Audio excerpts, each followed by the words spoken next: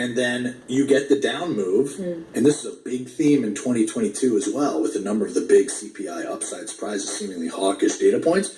People would monetize that downside. It would immediately put in a floor in the market, right? Because now you sell those puts, you sell those hedges or directional puts. It creates an impetus now for dealers to cover their short futures. And then people would even further exploit that by buying same-day calls to kind of create a further squeeze of that impact. So all day it was buy puts, sell puts, buy calls, rally, and then we got that, we snapped back, really and then is we like sold off again. It is you can do it as much as you want, right? And you're not held to close. You can close them out midday. If you got your 200% return in a far out of the money thing that went in the money, and that's happened on multiple occasions intraday, you're good. But the overall point is absolutely not every day are we closing back to flat. I'm not trying to say that with regards to this mean reversion dynamic.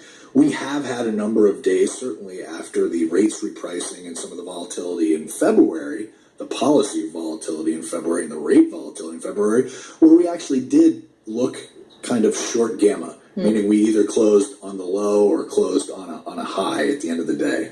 When I say we looked short gamma, it speaks to that dynamic where market makers or dealers are needing to buy something the higher it goes or sell something the lower it goes, particularly at that end of day hedging period. Now you're getting this intraday hedging period and intraday unwind period.